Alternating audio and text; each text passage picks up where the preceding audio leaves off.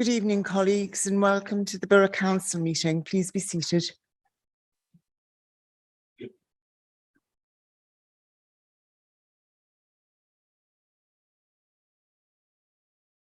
This meeting is being recorded and live streamed. Welcome to those members of the public in the public gallery and all of those people watching from home. If any member of the public or press would like to record the proceedings themselves, please ensure this is done from the public gallery without interfering with the business of today's meeting. If the fire alarm should sound, can those sitting in the public gallery leave by the doors behind them, and those sitting in the council chamber leave by the doors behind myself and congregate in the forecourt of the town hall. Staff will assist with this. To limit disturbances, please ensure mobile phones and other electronic devices are on silent during the meeting. Any member who wishes to speak on any of the agenda items should use the microphones available. Please remember to switch the microphones on when speaking and switch them off when not speaking. Could I just inform everyone that microphones 6 to 21 in the chamber are not working at present. This may interfere with the sound of the recording, so I do apologise to those people watching from home. This is currently being addressed and we should have the microphones up and running for the next council meeting. Members should indicate that they wish to speak by raising their hand and being invited to speak. All other councillors must remain silent whilst another member is speaking. Members are reminded that the Code of Conduct applies to this meeting, and we should always demonstrate respectful and courteous behaviour to one another. Members are also reminded that full council today will deal only with the business set out on the summons. If an item does not appear to be contentious, members will be asked whether any member disagrees or wishes to abstain. Only if there is a dissenting voice, a vote will be taken and will be recorded. The outcome of the voting will be announced at this meeting. I have received apologies from the following councillors: Councillor Amar, Melling, A. Walsh and M. Walsh. Are any other members aware of any other apologies? Yes, Councillor McHugh. Madam Mayor, Councillor Sandra Duncan. Thank you. Can that be recorded, please? Anyone else? No? Thank you. We move on to item 1 on this evening's agenda, which is declarations of interest. Yes, Councillor Robertson. Thank you. Well, you just mentioned about the 2 microphones not working. There's been a lot of complaints about all of the sound quality. Has anything been done yet? Do you know, please? Because every meeting's just terrible for people trying to listen. That's what we are addressing, Councillor Robertson. Microphones 6 to 21 aren't currently working. Some of the other microphones weren't working but have now been fixed, and it's still being worked upon. That's why I apologised to the members of the public watching from home for the sound quality. Yeah, and, just the other point while I'm up, when you mentioned about councillors' behaviour, and I don't know if you mentioned Rule 34 or not, but you normally do. The mayor and councillors need to receive training relating to. I'm sorry, Councillor. Just speak, please. Can you don't even know what I'm going to say? Councillor Robertson. Speak, no, not at the moment, Councillor Robertson. You may not speak. This is not on this evening's agenda. When I gave out the information at the beginning of the meeting, it applies to every councillor, including myself as mayor. It's not up for discussion, it's for information only. Thank you. We'll now move on. We'll move on, Councillor Robertson. The first item of business is declarations of interest. I'm sorry, Councillor Taylor. Thank you, Madam Mayor. I'd like to declare an interest as I'm Chair of Adult and Children's Safeguarding on item 4 on the agenda, please. Thank you. Thank you, Councillor Taylor. Is there any other members which wish to make a declaration of interest?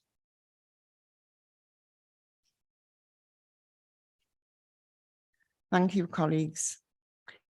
Colleagues are reminded that if you have any disclosable pecuniary interests in an item which prevents you from participating in the debate and any vote, you will be asked to leave the chamber during the discussion and brought back into the chamber when the item has been discussed.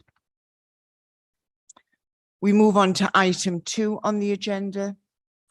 The next item of business is the minutes of the meeting of the council held on the 29th of September 2022. Are they accepted as a true record? Thank you, colleagues. Yes, Councillor Robertson. Are they for accuracy, Councillor Robertson? Yes, yeah. Thank you.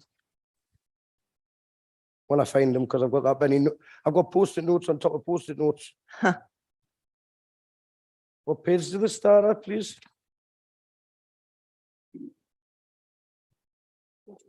Page 1. Page 1. Right.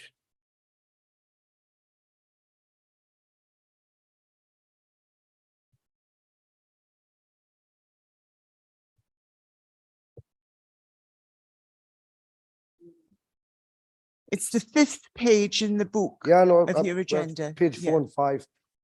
There was a number of things on the SIPA report, which I'm not going to go into, but there was no recording there if we're getting any feedback on the comments, and it should have been in there. You know, the comments that were brought up, which I'm not going to discuss, Right. but it doesn't, there's no responses mentioned there. And there was numerous councillors brought things up and were told that would get responses. Right. Yeah. So Right, if I okay. just that, please. And under section page 5, yeah, at the top of the page, the mayor reminded Councillor Roberts of the requirements to speak courteously in meetings and not insult officers. That's correct, and I agree with that. But the council and the mayor, as well as Rule 34, have got to take into account that every one of us councillors in here, when we are on duty, if you like, in front of these cameras, we've got what you call qualified privilege. Now, qualified privilege allows you to say things that you normally couldn't say outside of these doors in this building. But when you're on this dance floor here, if it's about the relevant subject that's getting discussed, we can go that a little bit further without calling anybody personally names. So the only point I'm making on it is we all need training on qualified privilege. And that's not a dig at anybody. You know, we all need it, because sometimes when someone's went over the top, they haven't, but sometimes they obviously have. Yeah. So if I could ask for that, the qualified privilege must be covered for all of us. Yeah. Right. Well, we Please. accept your apology from what you said at the beginning of the statement. My As apology for what? well, you just said, read out what you said again at the beginning of the statement.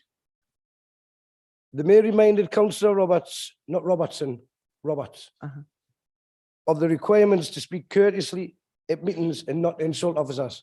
So I don't need to apologise for anything. Sorry. do I? No. Thank you. Right. And it's just about Councillor Roberts and everybody in this chamber being courteous to one another. Yeah. No, And I understand what you're saying, Yeah. but no member in this chamber would be discourteous to a member of staff, because after all, they are our agree. staff. And just as like a crazy example is this week in the House of Commons, where Keir Starmer can shout across your week. Now, if someone shouted across here, they'd get wrong for saying someone's week, but that's allowed in there because of the qualified privilege. That's just an example I'm giving you. Okay, point you. taken, Councillor Robertson. Right, that'll do. Thank you. Thank you very much. Thank you, councillors.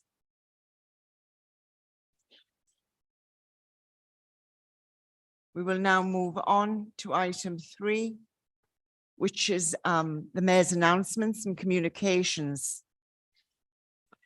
Colleagues, I would like to welcome Mrs. Susan Mountain to our meeting today, a local resident who has been a big advocate nationally for tobacco control, who I have agreed can address this meeting this evening. Mrs. Mountain has previously spoken in Parliament and at various national smoking events with MPs and ministers, And I believe this to be a unique opportunity for elected members to listen to one of our residents' experiences firsthand. So welcome to you, Mrs. Mountain. We now move on to item 4, to consider a 6-month progress update of the Chief Executive against the Council's 12-month delivery plan, 2022 to 2023.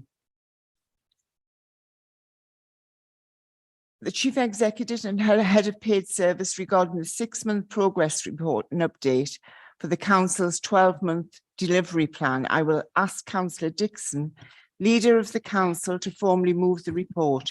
Councillor Dixon. Thank you, Madam Mayor. Earlier this year, the Council published a 12-month delivery plan with the purpose of providing direction and focus for the organisation while we work to refresh our vision and strategy. Broken down by the 6 directorates: Adult Social Care and Commissioning, Children's Services, Public Health, Regeneration and Environment, Business and Support, and Governance and Corporate Affairs, the plan describes some of the key projects and improvements we would be working on as an organisation above and beyond everyday activities over the course of 2022-2023 financial year. 6 months on, with the launch of our new vision and strategy planned for next month, it seems an appropriate time to reflect on progress on those plans to date and on progress made against them. It is clear to me that we have delivered a significant amount in the last few months. It is difficult to sum up the extent of the work that has been delivered across our services, but I'd like to pick out a few highlights. With £20 million secured from the Department of Education, plans are progressing around the relocation of Tyne Coast College into South Shields Town Centre, and the 6-week hour conversation on the future of South Shields is of course now underway, helping us shape the ongoing revitalisation of South Tynesyde's biggest town.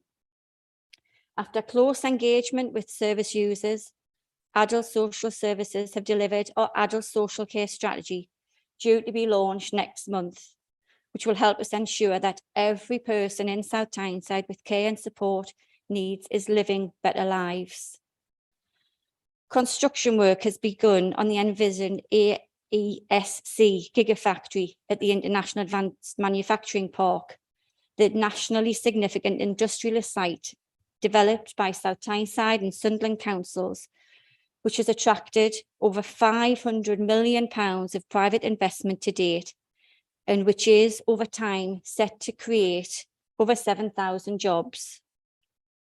We have put £500,000 into health initiatives in the last year, and will be very soon launching our new 5-year health and wellbeing strategy to guide partnerships work on the biggest health challenges.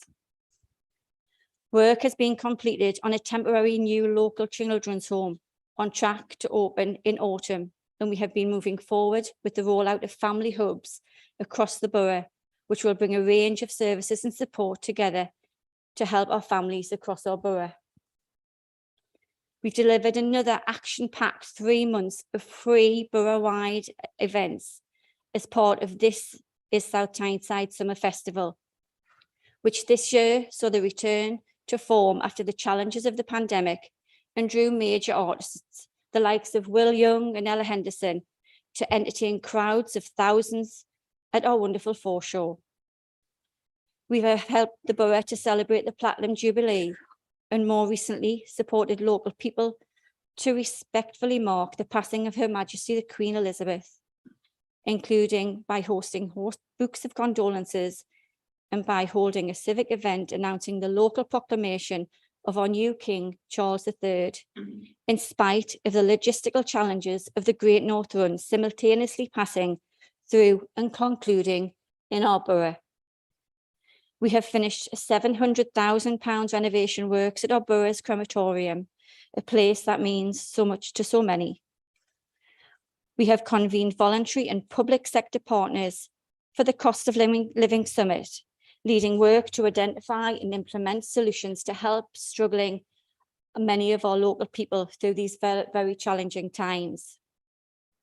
Finally, we have overseen some major transport improvements that will make a great difference to those businesses, residents and visitors moving across the borough, including the £100 million Metro Flow project that will increase the frequency of metros running into South Tyneside, as well as almost £800 million on a range of other road and transport improvement projects. All of that, colleagues, is just a flavour of some of the work that has been delivered across services so far this year, and of course, is on top of delivering against our everyday but essential responsibilities as a local authority, from maintaining thousands of miles of roads and footpaths to emptying millions of bins, as well as undertaking our most critical duties, including enabling adults to live independently with the right support, educating thousands of young people, and safeguarding vulnerable children to harm. This update report is one I'm very proud to bring to full council, Madam Mayor. I hope colleagues will agree it is a powerful reminder of the difference that we are all making to our residents, our communities, and to South Tyneside. Madam Mayor, I'd like colleagues to note and endorse the report, Madam Mayor. Thank you, Councillor Dixon. Is that seconded? Thank you very much, Councillor Robertson. Are there any questions, or does any member wish to speak to the report or move an amendment? Councillor Milburn. Thank you, Madam Mayor. I'd just like to draw members' attention to paragraph 31. It's a request for this action plan that we're talking about here, that it was born out of the SIFA financial review. It's been agreed as it is being implemented, but I think this needs monitored closely, and I would like to request that updates are brought to this chamber on a regular basis, if that's okay. Thank you, Councillor Milburn. That would be noted. Councillor Hetherington. Thank you, Madam Mayor. I think my microphone is one of the ones that isn't working in the chair. I would just like to acknowledge the fantastic and dedicated, hard-working social care and public health teams who worked tirelessly through the pandemic and beyond to deliver good outcomes for our residents, which have been detailed in the report. We've worked with the Social Care Institute of Excellence on co-production and developed a toolkit which is being used to produce our revised strategy, all of which we launched shortly, as the leader just said. We've engaged extensively with individuals and groups right across South Tyneside and worked with a team of researchers from Newcastle and Northumbria universities. And they, with the help of our staff from our services and the voluntary community sector, engaged with a range of population groups, particularly those from disadvantaged and seldom heard groups, listening and acting upon what they told us was needed to make a difference to their lives. We do have significant challenges ahead of us in both social care and public health, but we're building on firm foundations in South Tyneside, which puts us in an excellent position to start delivering on our programme of tackling health inequalities right across our borough, and our ambitious plans to deliver better outcomes for those of our residents who require social care. So I'm delighted to acknowledge and accept that report tonight, Madam Mayor. Thank you. Thank you, Councillor Hetherington. Councillor Robertson. Thank you, Madam Mayor. Just to the leader and everyone else that's been involved in it, it is excellent reading. It really is, and you know, there's the ups and downs that go on, but you know that they have done well. And the only point I would make is that it would have been nice to hear from the lead members of the relevant sections that's covered in there, not just the leader, because you know we hear from certain lead members, but we don't hear from others. It would have been nice to hear across the board tonight. Thank you. Right. Okay, thanks, Councillor Robertson. Councillor Thompson. Thank you, Madam Mayor. And thank you to Councillor Dixon for the report. Undoubtedly, there's been some significant work on the delivery plan that should be applauded, and it is from me. But in the report, it states there is a clear focus on community priorities. I'm concerned when reading this report that there's only one very brief mention of antisocial behaviour.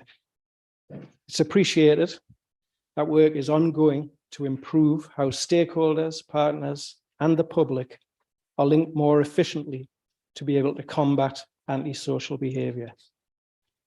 But I understand there may be more detail in the upcoming 20-year vision document. But one brief mention of antisocial behaviour in today's report, and we are focusing on community priorities, is, as said, a bit of a concern.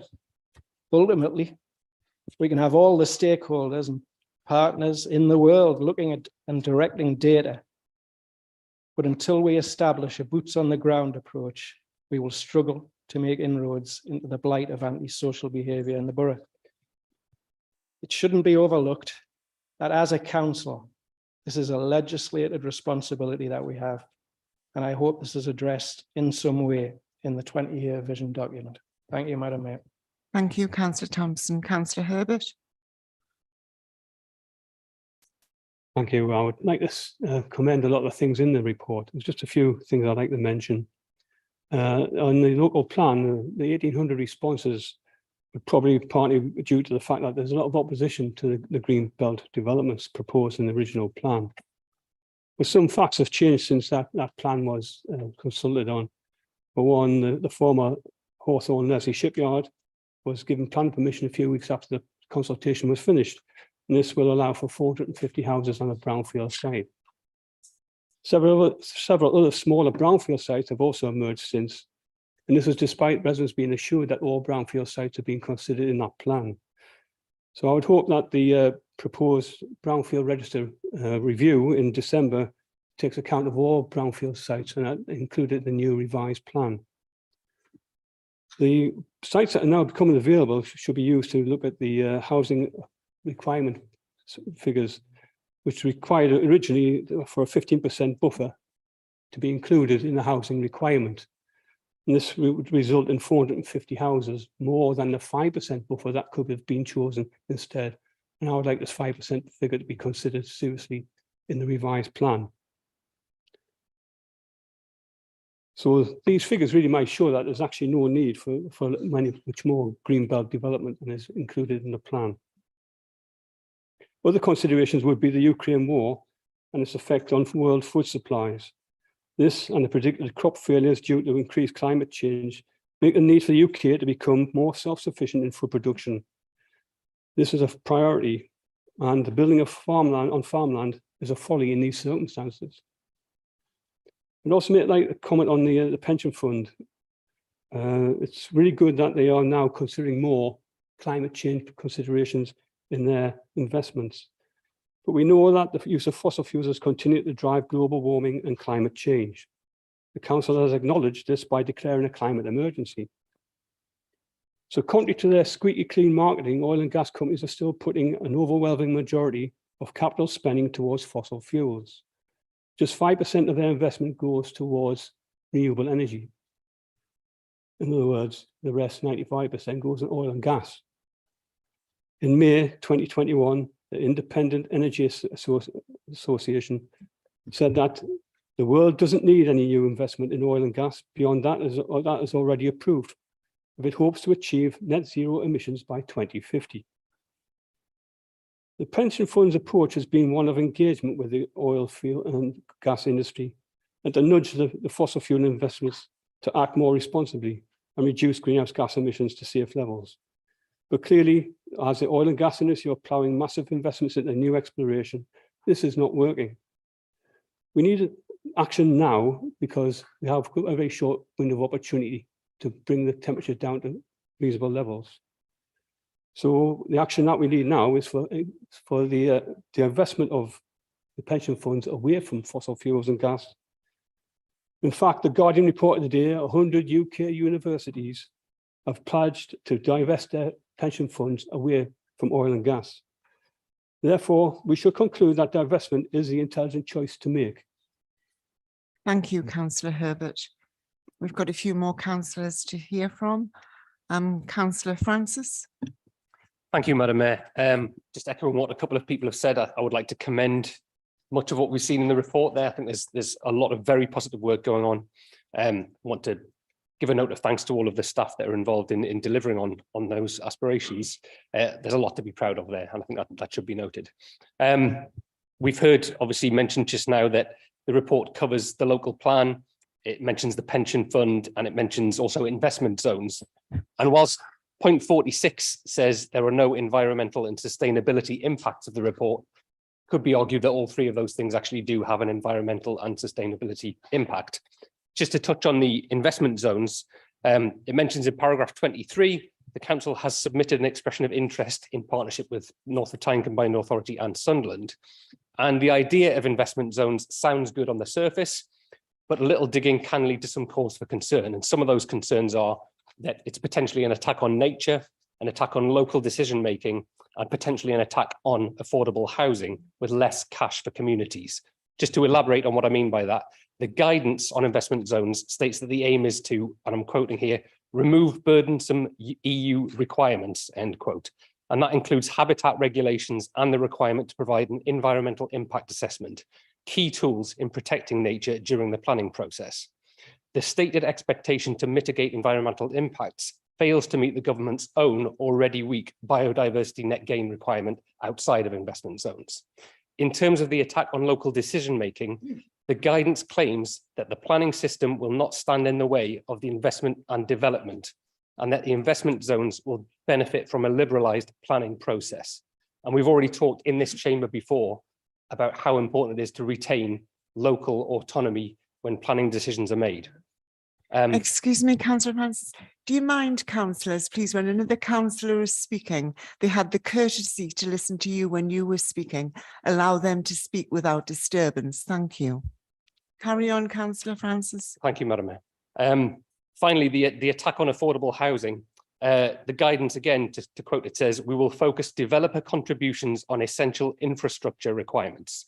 And obviously current rules ensure developers contribute funds for local facilities and helping us to provide school places, recreation, sustainable travel options and other community needs.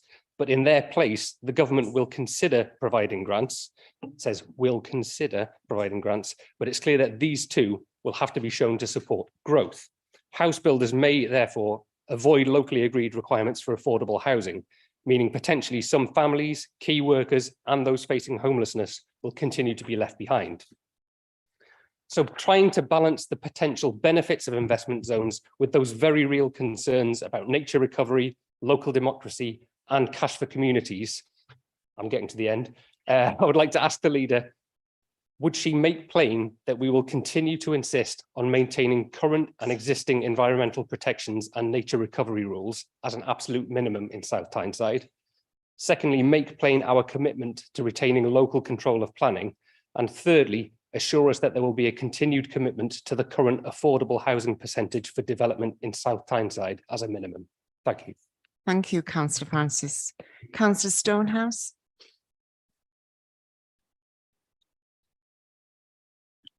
Thank you, Madam Mayor. Mine refers to section 25, the highways. We're talking about healthier metros here, which I and everybody else, I'm sure, will welcome this. It's been a long time happening. But again, like Councillor Thompson, I really am concerned about the security and the antisocial behaviour. Can we have some sort of guarantee from Nexus that they will provide the correct amount of security on each metro to provide our assets and the future? Thanks, Councillor Stonehouse. That will be noted. Councillor Foster. Thank you, Madam Mayor, and thank you for the report. Firstly, I just want to echo my ward colleague, Councillor Herbert's observations about the green belt and the development, and emphasise under the Regulation 19 process that present government thoughts, and as the new Prime Minister said yesterday in the House of Commons, his emphasis is developing the brown belt. There's an issue about in paragraph 25. The report states that 1.8 million investment programme to upgrade 29 traffic signals will improve traffic flow and bus journey times. The benefits of improving traffic flow also include the reduction of congestion and the air pollution it creates. My understanding is the receipt of the funding for the traffic signal upgrades was dependent on these also delivering on all of the housing proposals in section 18 of the draft local plan. That being the case, can you explain how it has been determined that the traffic signal upgrades will reduce the air pollution caused by the increase of traffic, which this development will create? And secondly, how is it expected that the health and well-being of residents can be improved in areas where the air pollution will increase because of these proposed developments? Thank you, Madam Mayor. Thank you, councillor Foster. Councillor Bell. Thank you, Madam Mayor. And we do try to acquiesce to Councillor Robertson's requests. So it is a little bit late in the debate, but I will give you just a brief outline from my own portfolio. And within business and resources, there is a lot going on. We have delivered the medium-term financial plan for 22 to 27, as well as the draft 21 to 22 statement of accounts, which have been submitted to council previously. There is still a lot of market uncertainty, unfortunately, and we are awaiting the autumn review, which has been postponed for yet another 2 weeks. Elected member development is gaining pace, and as Councillor Robertson quite rightly pointed out, there are several training courses already in the pipeline. In governance and corporate affairs, as well as developing this 12-month delivery plan, we are developing a refreshed 20-year South Tyneside vision and a 3-year council strategy. We are also reviewing the council's committee structure. Our work with the South Tyneside Partnership is strengthening how partners and community groups work together to develop and deliver the borough's vision and help develop our South Tyneside conversation. We are totally committed to providing excellent services for every one of our residents, and I fully endorse the report as produced and given to council today, Madam Mayor. Thank you. Thank you, councillor Bell. Councillor Robertson. Thank you for that, councillor Bell. I think just two things. I think what was from the last meeting and even now after what councillor Bell's just said, I think there's just a lot of concern about the SIFA report, and it's just a reassurance that we know that they're coming back 6 months, whatever it may be. You've already stated that when you spoke earlier. Respond to So, councillor Bell. And the second excuse point, me, councillor Robertson, sorry, you don't have the right to respond to councillor Bell. What I'm saying to you is that, I was thinking that's okay. okay, So thank you very much. page 42 of the report, just the one question, because I kind of get my head around it, it might be a simple answer. And it says Haven Court contract review. What is that contract? Because we know what Haven Court is. What's on What a is the contract contract? review? What's the contract? Can Well, anybody? it's the contracted councillor. Haven Court is contracted. In what way, I'm asking? We'll give you a written response to that, Thank councillor, you. because it goes through the contracts performance panel, but they are contracted. Does any other councillor wish to speak? No? Councillor Atkinson? Yeah. Thanks, Madam Mayor. Just in the absence of Councillor Melling, who can't be here because she's had an operation, it's just in response really to the local plan concerns that were raised. I think everyone in the chamber was being concerned about the necessity, as it seemed to be, to build nearly 7,000 homes in the next 15 years. Now, you know, I won't rehearse everything that's been said before, because we all know that was a huge challenge. What has come out in the last few weeks is some soundings which seem to suggest that the green belt will not be necessary. I think what we need now is we need for the Conservative government, whichever leader they've got, whether it be this one or the next one, to put it in writing exactly what that will look like. So can councils, can authorities make their own decisions about what their own housing need is, and therefore look very closely at the land that can be developed more easily, taken in regard the green belt, taken in regard farming land, because I'm also a colleague of Councillor Herbert and Councillor Foster, and have great concerns, and there are other people in this chamber with greenbelt concerns as well. But I think for me, it's about making sure we understand that it was a diktat from the Conservative government about using out of date ONS figures on population growth, and actually now there's a glimmer of hope if we hang on to this PM longer than maybe 47 days, was it? And that we might be able to get something more substantial to go at. Thank you. Thank you, Councillor Atkinson. Sorry, Councillor Gibson, I didn't see. Thanks, Madam Mayor. It was just a response to the 29 junctions you talked about, which is the transformation of city investment work. This work started in April and it's progressing now. And it's about traffic signal improvement work with 29 junctions across the borough. But it's also to improve bus journey time, because one of the big key things people are complaining about, if we're going to be sustainable, bus timetables and getting buses moving, because they're held up on, you see the key roads going out of the borough, there's no proper bus routes, buses are stuck, people are complaining they can't go to work. So we're investing 1.8 million in this throughout the borough. So if you go onto the website, there's a key website, which I'll send all members if they wish to have it, and it tells you where every piece of work is going on with traffic improvement and bus lane improvement. Thank you. Thank you, Councillor Gibson. Councillor Foster, you've already spoke. Is it appertaining to what's just been said?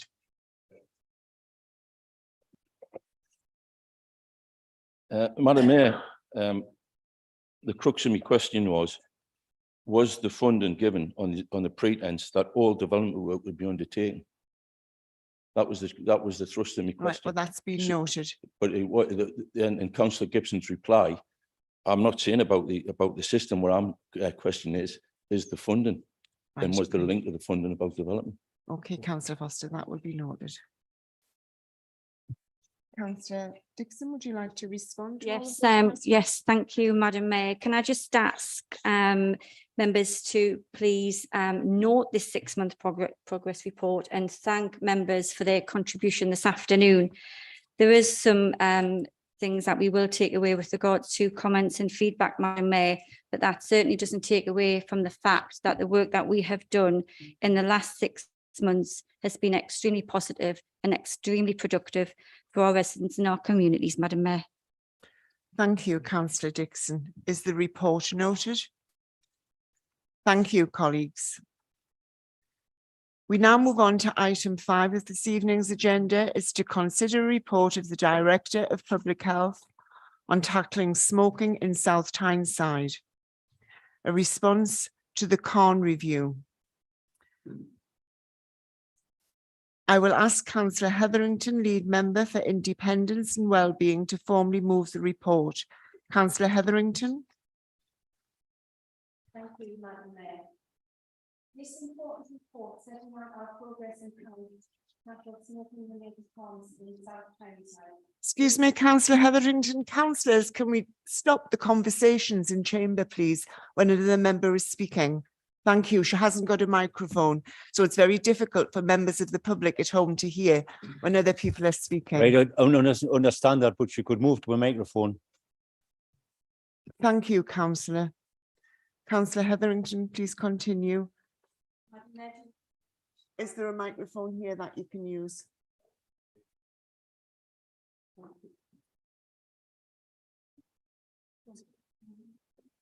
This is 6, it's 6 one. Is this one? Oh, this one. Right, thank you, colleagues. Is that better? Yeah. Thank you. I didn't think I needed a microphone actually, because some people tell me I don't. This important report setting out our progress and plans to tackle smoking related harms in South Tyneside is incredibly timely, giving the concerning reports in the media that the government may break its pledge to publish a new national tobacco control plan for England and deliver on the smoke-free ambition for 2030. Directors of Public Health in the North East have emphasised that we need clear action from the government to reduce smoking, especially in regions like ours, where more families and vulnerable people suffer. Despite the efforts of the tobacco companies to derail the efforts to reduce smoking, there's been huge support for anti-smoking measures and we've made good progress to reduce smoking rates in the NHS, local authority and communities working together. Smoking remains our biggest killer and is an addiction that starts in childhood. Tobacco is a driver of poverty and health inequalities and has a negative impact on the wider economy and for our businesses. Most smokers would like to stop, and many deeply regret actually starting in the first place. The appalling fact is that millions more will die early, at least 1 in every 2 smokers, unless we take further action. Despite good progress in recent years, more than 15% of the people in the borough still smoke, which is the second highest rate in the region and remains significantly higher than the average rate of 12% for England. And the number of people smoking in South Tyneside rises steeply amongst certain groups, with more than 45% of people with a serious mental illness smoking and 28% of manual workers. So this is not an equal issue, and most of our vulnerable communities are suffering most. This report highlights the key recommendations from the independent review into smoke-free 2030 policies by Javed Khan, published in July this year, and demonstrates how work on a number of these recommendations is already underway in South Tyneside. This includes working with the Foundation Trust to make sure hospital patients that smoke are identified on admission and supported both during their hospital stay and beyond. There's also an enhanced stop smoking offer in place for the NHS staff working in the region. A pilot scheme targeting those with severe mental illness is seeking to drive down smoking rates amongst this group in line with the Council's priority of supporting vulnerable adults, and this is also commenced, while additional funding will target smokers in routine and manual roles from next year if recommendations within this report are agreed. In order to create a culture where smoking is not accepted in key settings and help quitting the norm, increasing the number and range of smoke-free settings is also proposed. The report recommends a pilot scheme around smoke-free social care for both staff and service users, while social housing tenants and staff an enhanced stop smoking support offer will be made, and home staff working from the Middlefields depot will also be included. It's important to note that our local and regional trading standards and enforcement teams have also a significant role in the tobacco control agenda through the prevention of illegal and illicit sales of tobacco from retail and residential properties. Campaigns such as Keep It Out help raise awareness amongst the community and educate residents on how to spot and report illegal and illicit and underage sales, which is not victimless, often targeting children and young people, and it has links to organised crime. We are asking Council to support and endorse the recommendations within the Khan review and write to the Health Secretary and Public Health Minister, explaining why smoke-free 2030 ambition matters and calling on them to publish a new tobacco control plan for England. And we also recommend Council to write to our local MPs and ask them to support the new tobacco control plan. We are asking South Tyneside Council to formally sign up to the local government declaration on tobacco control discussed in the October 2021 and implement the recommendations to ensure that smokers in South Tyneside get the support that they need. We recommend Council endorse the proposed local approaches and developments with community stop smoking services and pathways with the NHS and targeted approaches through some of our small and medium clients. We recommend Council supports and endorses the 2023 pilot, which is proposed the smoke-free social care approach and the enhanced for routine and manual staff, initially with our waste management teams in Middlefields. Finally, we ask Council to approve the approach to explore wider smoke-free settings beyond our council sites and buildings across South Tyneside. And finally, I would like to introduce Susan Mountain. She's sitting over here just opposite me, who has been an excellent advocate for tobacco control, who has spoken about her own lived experience as an ex-smoker at various national events, such as the launch of the Cairn Review and all of the parliamentary group reports on tobacco. And Sue would like to say just a few words in support of this report and its recommendations. Thank you, colleagues. Thank you, Councillor Etherington. Hi, I'm Sue Mountain. I started smoking when I was 11. I was to fit in. It was easy to start smoking. Doing without dinner, walking to school, getting me bus fare, just to buy cigarettes. At that time, you could buy one cigarette with one match. So I was there for young children to be able to smoke. Never realized how addictive it was or how dangerous it was. I was only 11. Of course I wouldn't. I was brought up with product placement. Episodes of Lucille Ball, I Love Lucy, which was entirely sponsored by Philip Morris, the tobacco company. There was smoking in early episodes and adverts between episodes of Philip Morris's Pink Size cigarettes. One advert said, smooth, mild and mellow and easy on the throat. Smoke for pleasure today. But what they didn't say is that it's addictive and it kills. There's also the Audrey Hepburn with a ladylike cigarette. And my, she was my heroine, Olivia Newton-John. You know, she was made to look amazing. And that cigarette, tell me about it stood. As a little kid, that looked really good, cool. Tried quitting so many times. In the end, people would say, no again.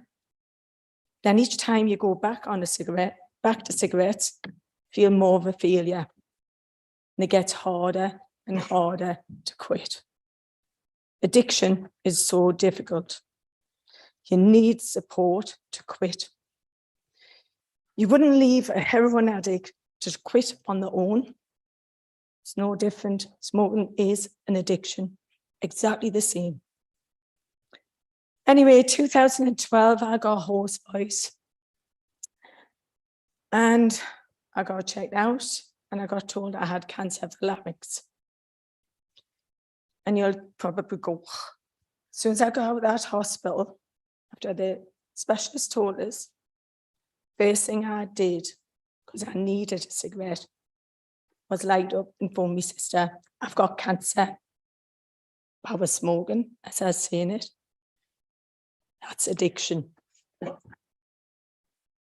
Anyway, that got lasered and the addiction was still there. So as soon as that my specialist says I was free of cancer, the addiction was still talking in my head. You'll never get cancer again, you only get once. I hate to say that I started smoking again and cancer came back a couple of years later. Again, I got that lasered. And you wouldn't believe it. I started smoking again because guess what? People don't get cancer 3 times. I'm free, that's it. I'm smoking the rest of my life. Unfortunately, it did come back, but this time was more aggressive. I needed radiotherapy for 6 weeks. It took us a good year to get myself get back to myself with my swallow, my eating, energy, and talking. Though my voice isn't the same and sometimes can be very dry and husky, which is caused by radiotherapy, but in reality, if I hadn't smoked, I would still have my voice. Also, it wasn't just me that went through the cancer journey. It was my family, my 88-year-old mum, my grandson, my daughters. I did quit smoking this time, but then again, radiotherapy, I couldn't eat, couldn't drink. So smoking was definitely not on my mind. Remember the advert?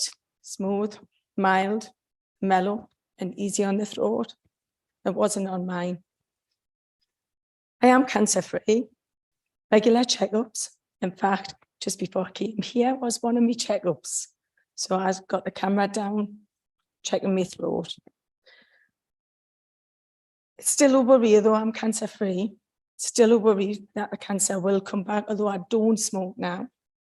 Definitely don't smoke. But the thought of the cancer come back, it upsets my family as well as me. But I've also, because of my smoking, got a higher chance of stroke, even now. Higher chance of coronary heart disease, a heart attack, to that of a non-smoker. It's not fair. England, 2017, 77,800 people died from smoking-related causes. That's 200 people a day. It also has an impact on the NHS. 2017 to 2018, 489,000 hospital admissions were attributed to smoking. 113,000 in the Northeast have died since 2000 of smoking diseases. Our NHS has to foot that bill. It's got to treat smoking-related illnesses. Our councils have to fund stop smoking services, while tobacco companies make huge profits. £1 billion a year in the United Kingdom. It's a profit margin of 67% from an addiction. They are being paid to legally kill, rob people of their lives and their health. They should pay a levy towards the harm that they have caused, and also give money to support people to stop smoking. As I've said, it's easy to start smoking, but so hard to stop smoking. I was over the moon about the government ambition to have a smoke-free generation by 2030. The words on their own is not enough. Action is needed if we want to prevent future generations like my grandchildren. This is why I fight. It's for my grandchildren. Oops. Getting cancer. I don't want people to go through what me and my family have gone through. I'm lucky I'm a survivor. Thousands that aren't. Raising the age from 18 by 1 year each year will help towards younger people not being able to buy cigarettes, and future generations like my grandchildren never been able to smoke, as recommended in the Khan report. It's recommendation 2. By supporting people to stop this smoking addiction will not only help health and wealth inequalities. I actually worked it out. Instead of buying into cancer, I could have bought a house. So that just shows how much money goes into smoking. We're also in free up NHS resources because quitting improves both physical and mental health. It will help the future generation because children are 3 times more likely to start smoking if their parents smoke. I plead with the council to write to your local MPs, asking them to call for a new tobacco control plan, and also to look at the funding, which has been cut from 24.9 million in 2009 to 10 to 2.2 million 2019 to 20, and to endorse the Khan report to make smoking obsolete. Let us achieve a smoke-free 2030 and make smoking obsolete. Thank you. Thank you.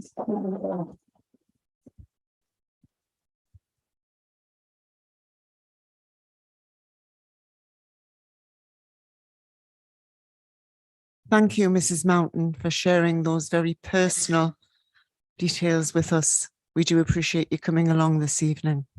Thank you. Is that report seconded? Thank you, Councillor Bell. Are there any members wishing to speak or ask questions on the report? Councillor Robertson. Thank you, Madam Mayor. On this third last paragraph in the report, it says offer vaping as a substitute for smoking alongside accurate information on the benefits of switching, including the healthcare professionals. I don't know if there's anyone got any information on that, because I'm a heavy smoker and I've done the vaping. I went back on the smokes and you get told, well, the vaping is just as bad. So I'm surprised to see vaping not recommended in there, but there's a change because I've got a vape in the van and I've stayed with the cigarettes because of what I was told about the vape. That's my excuse. No, but is there any, I don't know if the lady's got any information of I'm sure, how vaping can be recommended or have you? Thank you. I'm sure our public health expert will come back to you on that, Councillor Robertson. Councillor Thompson. Thank you, Madam Mayor. Thank you to Mrs. Mark. I can speak from experience on this as an ex-smoker. I see this review as a real opportunity for us as a council to, as stated in the report, support a change in culture with smoking. From my point of view, there are two main factors in realizing that change of culture. Firstly, having structures in place that are freely available to all, having support and practical substitutes offered being the most important, and the CAN recommendations do have these. Secondly, getting the message out. That change of culture needs to be shown that it's happening. And I agree with the report that carefully looking at and selecting smoke-free areas is an essential way to do this. We have to recognize that enforcement will be needed to get this message out properly, and that needs to be accepted. And it does worry me that signing up to the recommendations of the CAN report, as said, will need a level of enforcement. Yet, as a council, we have a dire record of enforcement. In relation to current issues with ASB, littering and dog fouling, this is a problem, enforcement. And if we can't do it for those issues, how can we do it for smoking? The opposition tabled a budget amendment this year for the reinstatement of community wardens to, amongst other things, improve enforcement. The Labour group voted against that. How useful would community wardens be at this time to support this proposal? Additionally, there's one thing I didn't see in the report.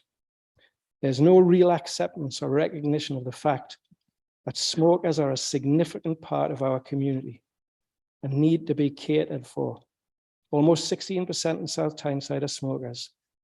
Whether we like it or not, we need to accept this. And we need to be careful not to shun and demonize smokers. We need to cater for smokers, consider smokers carefully, and ensure facilities are available during the rollout of this programme. Thank you, Madam Mayor. Thank you, Councillor Thompson. Councillor Stonehouse. Madam Mayor, I welcome this initiative. It's a great idea, and I'm sure everybody wants a healthier South Tyneside. But the key to this self-enforcing is good PR. We need materials, we need support, all of that, and it's a mammoth task. So thank you very much for that. Thank you, Councillor Stonehouse. Councillor Francis. Yeah, thank you, Madam Mayor. And thank you, Councillor Hetherington, for presenting the report, and of course for our very powerful personal testimony there. I think in the CON report makes some excellent recommendations.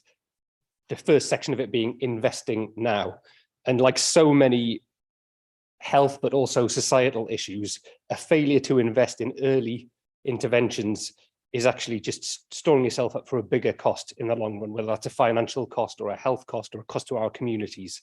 So I think the investment is key. And while I'm talking about investments, I can't help but think about the Tyne-Away Pension Fund, which has already been mentioned. And last time we talked about smoking cessation in this chamber, I pointed out that the Tyne-Away Pension Fund retains some investments in tobacco companies. And so if we're going to walk the walk on this, we need to divest from those investments and not be, as has been pointed out, companies make a lot of money from selling death, essentially. And we as a council with that pension fund, we're part of that at the moment. The third thing I would say is in terms of the stop the start recommendations and the recommendation in the Khan report nationally to raise the age of sale of tobacco by 1 year every year. That is genius, so simple, and would have such an impact over time. And I think that's really to be applauded. In terms of what we do locally, and I'm going to follow on from Councillor Robertson's point, when we talk about vaping as an alternative, I think there's some concern that vaping for young people can actually be a gateway towards smoking. I know it's designed the other way around, but particularly when you've got, you know, colourful and fruity flavours and all this kind of business, and we've all seen vape shops popping up here, there and everywhere. I think that can be attractive to young people who then end up actually moving in the wrong direction onto tobacco. So I think that maybe needs to be looked at. And then finally, I was going to say more or less the same thing that Councillor Thompson said. And I acknowledge, as Councillor Stonehouse has said, the idea of self-enforcement being the aspiration for the kind of smoke-free settings. That's great. And that can work if the communications are in place and if the public buy into that and there is a culture change. But at the same time, self-enforcement is essentially the approach that we're currently taking to litter and dog fouling, and it doesn't always work. You know, we know that, all ward members in here will know that. It has limited success in terms of tackling litter and dog fouling. So formal enforcement in terms of resources, when we see those things going unchecked, and we know that a very, very small number of fixed penalty notices are issued, I do think we maybe need to look at investment, to bring it back to the first point I made, investing in enforcement to make sure that people are observing the smoke-free spaces. Thank you.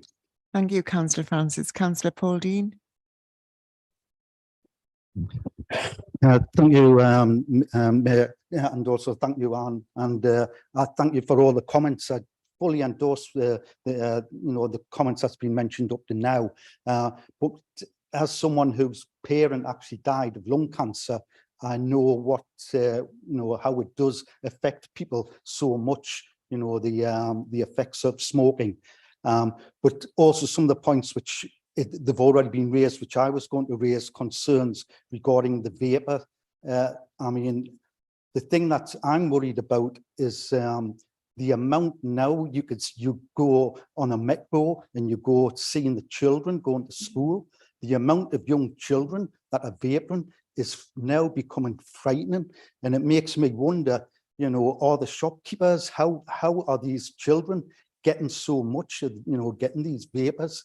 And I also just think there does need to be a lot more research going into the effects of these vapors. I mean, okay, it is like hinted as an alternative, but my fear is that these vapors again is addictive. And what I can't understand going on about the cost, at times I don't know how that you can afford to even vapor, because but somehow I don't know whether is it a bit like cigarettes where they go get cigarettes from abroad? I don't know, and they bring, but it's just, I just feel as if something needs to go looking into vaping as well as the effects of smoking. Thank you, Councillor Dean. Councillor Kennedy. Yes, thank you for the initiative and being a non-smoker all my life. I do appreciate it. But again, it's to do with the vaping. I don't believe there's enough known about vaping at the moment. As far as smoking goes, back in the early 2000s when smoking was banned in public places, I had my own business then, and I actually banned smoking in my office before the official bans come in. And when it comes to vaping, it does worry me with the unknowns that are concerned. And I know that the Khan report, the availability of substitutes to smoking are highlighted in respect of vaping, which will be a key substitute. And with that in mind, I was just wondering what the council's stance is with smoke-free zones in the future, because there's a lot of places now, you go in one place they allow vaping, another place doesn't. And will vaping be allowed in smoke-free zones? I do believe that's a question that a lot of our residents and certainly people in this chamber would be interested in knowing the answer to. Thank you, Madam Mayor. Thank you, Councillor Kennedy. Councillor McCabe. Thanks, Madam Mayor. Just listen to everybody tonight, including yourself, the young lady over there, as if South Tyneside Council haven't done anything about this in the past. And I'm looking at you, Tom Hall, Public Health. You know about the report that we made, Councillor Prowlock and yourself and others on that committee, who brought forward quite a number of recommendations which are in their report. So there's this guy been looking at the report that we prepared, because he's took exactly what we've done, you know. And the biggest resistor, and one of the biggest resistors, I know you're smiling because you know what I'm going to say now, was South Tyneside Hospital in regards of trying to help educate. I've heard the word tonight, enforcement, but this is about an educational problem. We should be educating the children from a small age about the dangers and the issues. And just a quick one, just for your information, one of the things I do remember from our research and our study, interviewing eminent people, professors, etc., from universities, was the fact when you talked about heroin, it's 7 times easier to give up heroin than what it is to give up smoking. So there we go. But South Tyneside Council have a good record in this regard. Thank you. Thank you, Councillor McCabe. Does any other councillor wish to speak? Sorry, Councillor Atkinson. It's just something that came to mind there when Councillor McCabe mentioned about education and children and young people. And I know that the Young People's Parliament are currently having a year, this is their project this year, on health and wellbeing, a broader agenda. But I just wonder if Councillor Ellison can take some of the discussion along that he's heard tonight and ask young people to help us consider how further we could, employ some of these with their peers. Thank you. Thank you, Councillor Atkinson. Anybody else wish to speak? No. Does Council support and endorse the recommendations in paragraphs 29 to 34 of the report? Thank you, colleagues. We now move on to item 6. The next item of business is to consider a report of the Chief Executive and Head of Paid Service advising Borough Council on the constitution of a new political group and council committee implications. I will ask Councillor Dixon, Leader of the Council, to formally move the report. Councillor Dixon.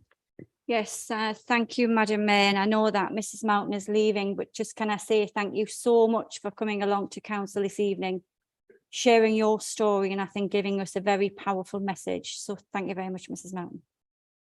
Okay, thank you, Madam Mayor. Colleagues, the report advises Borough Council of notice under the Local Government, Committee and Political Groups Regulation 1990 of a new political group, the South Tyneside Alliance Group, members of which is Councillors Brennan, Forster, Kennedy, Milburn, Roberts, Robertson and Thompson. This report also advises Borough Council of the implications on the Council's political balance in respect of substitute members on Constitution and Standards Committee, of which Councillor Francis and the Green Group have been advised in advance. Council is asked to note the report and agree the recommendations set out in paragraph 19, Madam Mayor. Thank you, Councillor Dixon. Is that seconded? That's seconded, Madam Mayor. Thank you, Councillor Gibson. Are there any questions, or does any member wish to speak to the report or move an amendment? No, thank you, colleagues. We will move on. So that is agreed. Thank you.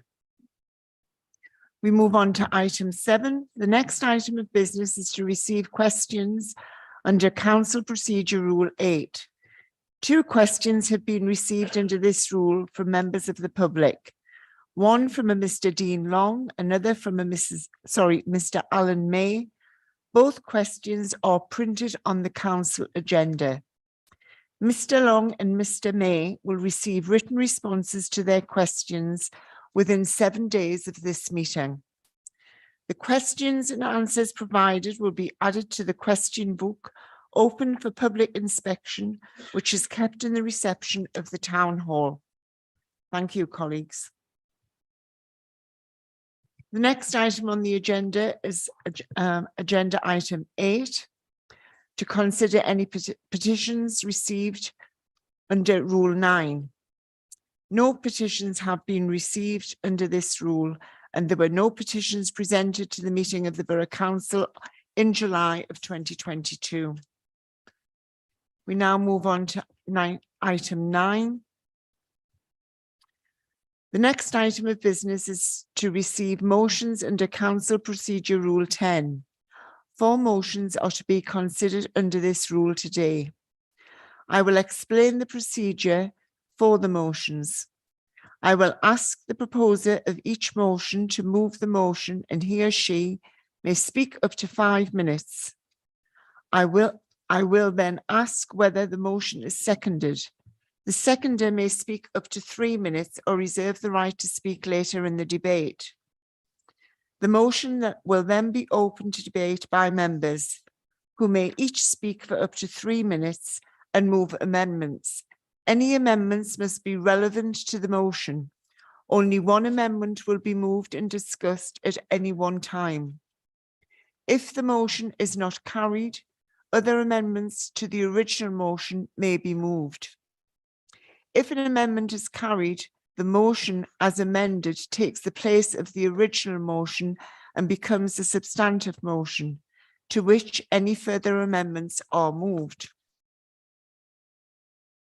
Motion 1 has been submitted by Councillors Thompson, Brennan, Kennedy, Milburn, Robertson, Roberts and Forster. Councillor Thompson, please present the motion to full council. Thank you, Madam Mayor. Often when a council asset is sold, there is no clear and direct benefit to the specific ward of that particular asset and its sale. Establishing a policy where 3% of the net sale receipt is made available to the specific ward of the sale would have a significant benefit to the direct locality. This policy would strengthen our council's current asset disposal approach and provide a direct and focused community benefit to the specific ward in which the asset of sale is based. Any award would be processed by utilising the existing CAF system. Financing awarded would be added to the housing capital scheme and/or the environmental capital scheme of the specific ward associated to that asset. Exclusions would be any asset sales under the right to buy scheme, any asset sale that has a requirement to return monies to any third party, any asset sale that has financial restrictions in place, or any asset sale that has legal or regulatory barriers in place.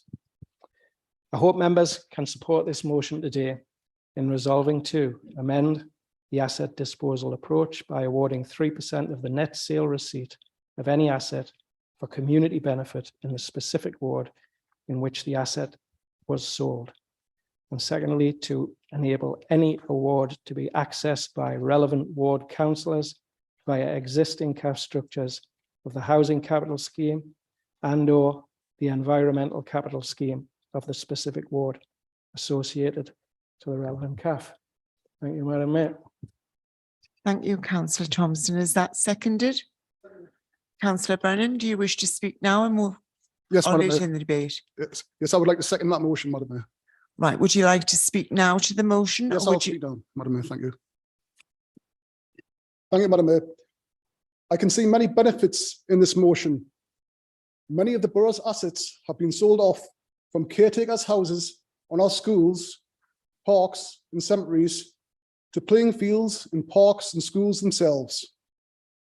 Whilst this motion does not condone these sales, it addresses a little of the pain felt to each ward that has lost them or potentially might lose them in the future. Granted, the proceeds of the sales of these assets haven't disappeared, but the perception and pain caused is definitely felt when the money from these sales goes into a central pot and is perceived by the public to be spent off-ward. For those harbouring any doubt amongst you, I would like to remind you this is only 3%, 97 of which will remain as is. If you vote for this motion tonight, we would be joining other local authorities who have already rolled this out and trialled it confirming it as a success. Thank you, Madam Mayor. Thank you, councillor Brennan. The motion is now open to debate by members. Do any members wish to ask a question, speak, or move an amendment to the motion? Councillor Bell?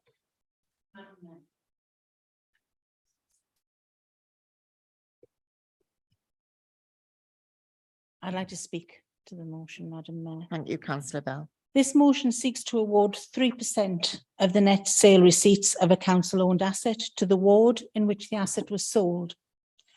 We must remember that these assets are borough assets and belong to the whole borough and not just the ward in which they are situated.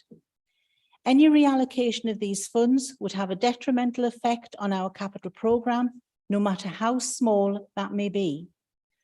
Within the capital programme, we have many diverse areas for which we provide financial assistance. Fleet replacement, bin replacements, pedestrian safety works, our disabled facilities grants, street lighting, to name just a very small few. There are also our innovative renewable energy schemes at Holborn and the Jarrow Viking scheme, along with the Hebben Mine Water scheme. Not to mention the long-awaited upgrade and refurbishment of Monkton Stadium. Our capital programme is funded by capital receipts, which are not earmarked for any particular scheme. They are collectively held and drawn on when needed. The schemes we do are borough-wide and are for the benefit of all our residents. We have already increased the monies available to CAFs and have made a commitment that this will continue. The monies are for each individual ward to spend on schemes in their area, on environmental, housing and local neighbourhoods. If we were to go with this proposal, our most deprived areas could lose out, as there are few, if no assets in these areas to sell, and they could lose out in the borough-wide schemes, which would suffer because of this proposal. The administration of such a proposal, although possible, is not without its problems. CAFs can split their funding as they wish, either by equal splits or an equation using house numbers for the housing grant. This would all need to be changed if this proposal were accepted. The CAF operating policy, which has just been agreed by this council, would need to be changed also. And so for the sake of equity and parity for all wards, I would ask colleagues not to support this motion. Thank you, Madam Mayor. Thank you, councillor Bell. Does any other councillor wish to speak? Councillor Robertson? Thank you, Madam Mayor. As you see, my name is on the motion. I had my concerns when it was first mentioned to us, and I agree with minimum 75% of what Councillor Bell just said, for the reason that whether it's, if you look at the Jarrow Calf and you look at Felgate and Headworth, you look at Primrose, you look at Bolden, you look at Bede, you know, some wards have got multi-million-pound properties that may get sold or hundreds of thousands, but others might never get a property to sell. Yeah, so my name's on the motion. I had my concerns, and I cannot agree with 75% of what Councillor Bell's just said. Thank you. Thank you, councillor Robertson. Councillor, is any other councillor wishing to speak? No. Councillor Thompson, do you wish to reply to the debate? Madam Mayor, I appreciate the input from Councillor Bell. The actual amendments to the CAF structures to support this would be very minimal. That's been discussed. Related to wards in need, you don't know where these properties are going to be sold. A ward in need may benefit at one point, and a more affluent ward may benefit the next time. Nobody knows the answer to that. And this was built at that level of 3%, so it would have minimal effect on revenue. And as Councillor Brennan mentioned, this is successfully working in other councils. Thank you, Madam Mayor. Thank you, Councillor Thompson. Is the motion agreed? Right. Thank you, Councillor McCabe. We're just about to do that. We'll move a vote. We need 5 people to have a vote. Can we have a show of 5 hands? Right, okay. We go straight to a vote, Councillor McCabe. I'll ask the monitoring officer to carry out a named vote. Thank you, Madam Mayor. I think we can just, if we can just do a show of hands, members. So I'll just ask whether you are for, against or abstaining for the vote. And if you can please just indicate clearly by raising your hand at the relevant time for members who are for the motion.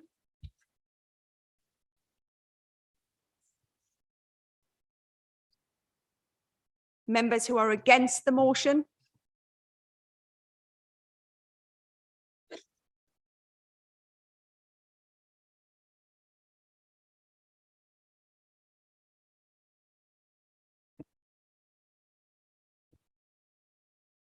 And any members who are abstaining from the vote. Thank you. Just do our sums.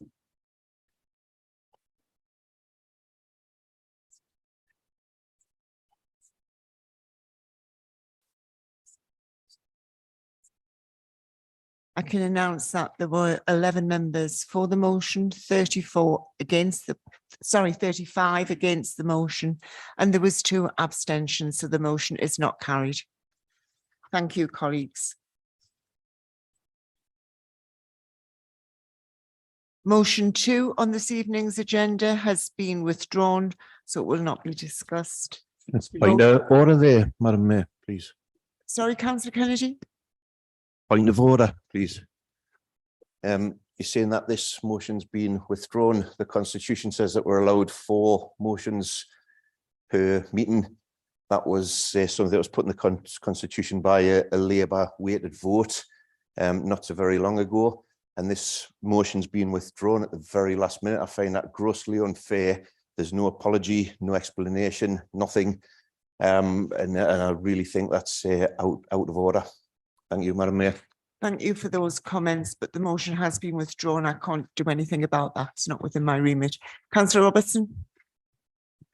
Thank you, Madam Mayor. And the same as what Councillor Kennedy just said, there's only 4 motions allowed. So 2, 3, 4 weeks before full council, councillors can be told, no, there's 4 in, you cannot put 1 in.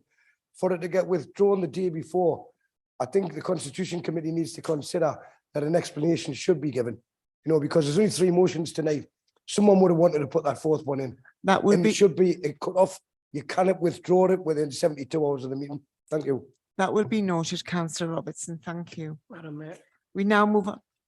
I'm sorry, can I? Councillor Thompson. I Thank didn't realise you wanted to speak. Thank you, Madam Mayor. Yeah, I'd just like to reiterate the things from Councillor Robertson, Councillor Kennedy there, but also to add, you know, a level of courtesy from the Labour group would have been nice here. I knew Tuesday morning that this was going to be withdrawn. I don't think council officers were aware of that, but the Labour group did. Why weren't we informed? Where was the courtesy? People were working on these motions, working and preparing these motions. Not only have we lost, we've been reduced to a cap of 4 from the Labour group. Now it's reduced to 3. No apology, no explanation. I don't think that's acceptable. Thank you, Madam Mayor. You've made your point, Councillor Thompson. Thank you. We now move on to motion 3. Has been submitted by Councillors Dixon, Barclay, Bell, Hetherington, Ellison, Kilgour, A. Walsh, M. Walsh. Is somebody talking? Thank you. Can we just be quiet while we're just reading things out?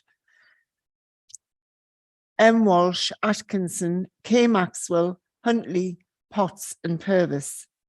Councillor Dixon, please present your motion. Yes, thank you, Madam Mayor. When this motion was prepared for council, it was the former Prime Minister who was in post for a record 45 days and then resigned after crashing the economy. We feel quite strongly that this motion is presented at this time when it is more prevalent now with the current Prime Minister, who is so far refusing to rule out any possible cuts to the public sector. This motion was written a number of weeks ago, as we believe that the government is penalising those on the lowest incomes to benefit those on the highest incomes.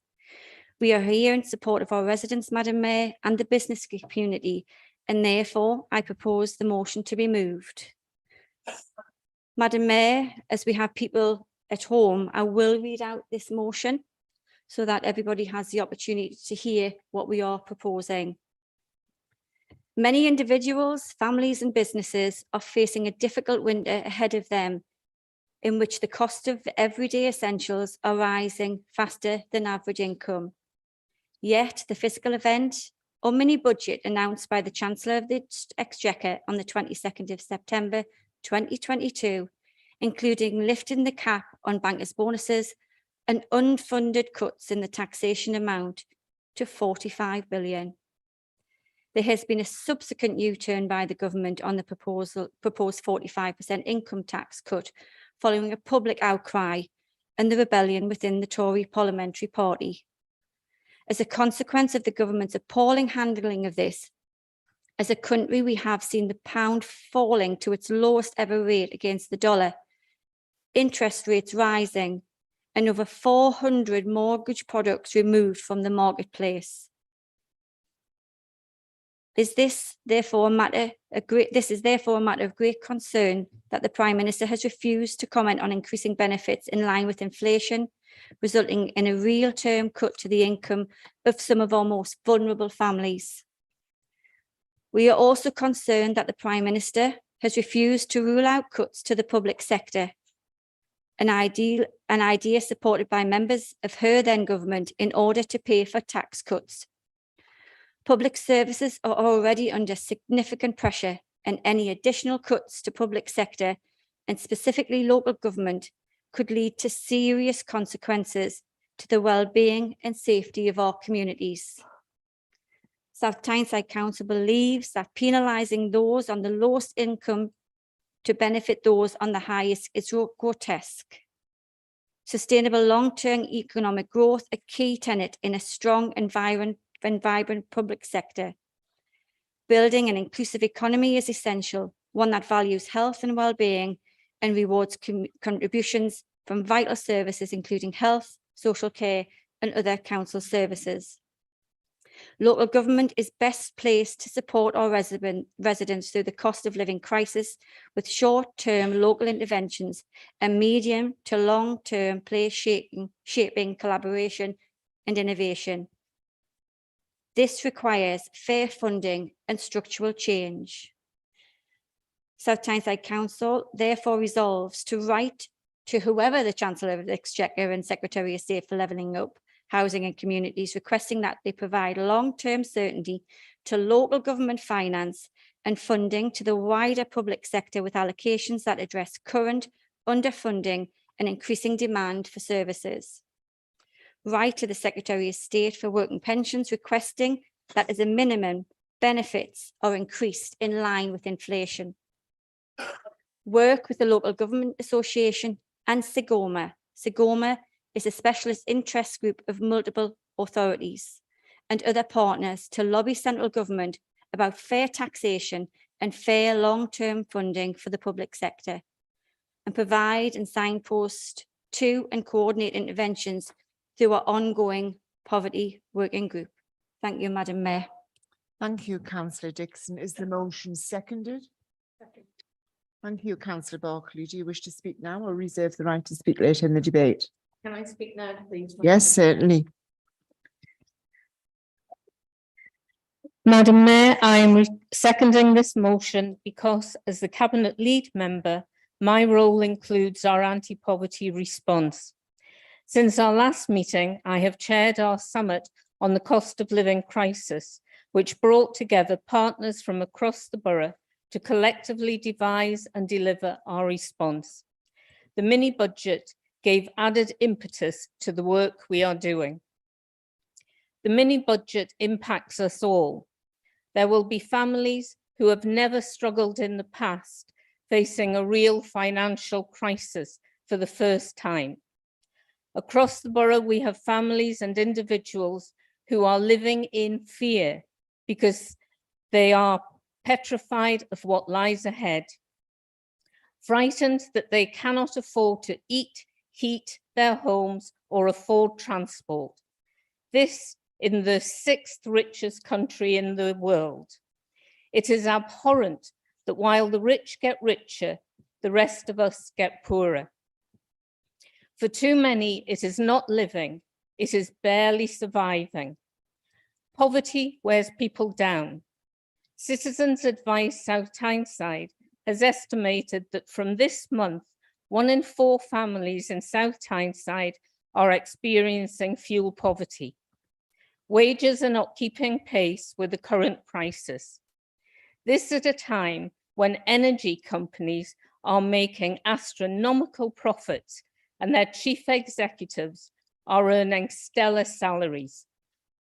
We have food banks across the borough who have seen their demand escalate and the increase of people in work having to resort to their services.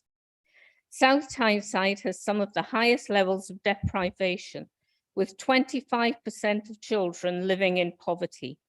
In the last 12 months, more children than ever have used our holiday clubs and activities, while there has been a huge increase in the school uniform banks. Schools are assisting in ensuring our most vulnerable children are not only fed in term time, but during school holiday periods too. Many struggled through the pandemic and now are faced with battling an economic crisis. The voluntary and community sector and other partners across the borough are crucial in supporting our communities. We are also looking to provide warm spaces with our partners to provide information of what venues are available for people to go to if they are struggling to keep their heating on at home. 52 venues have been identified, details of which are on our cost of living crisis hub. An interim report on the cost of living summit will be presented by me at next month's council. I urge you to support this motion. Thank you, Madam Mayor. Thank you, Councillor Barclay. The motion is now open to debate by members. Do any members wish to ask questions, speak or move an amendment? Councillor Thompson. Thank you, Madam Mayor.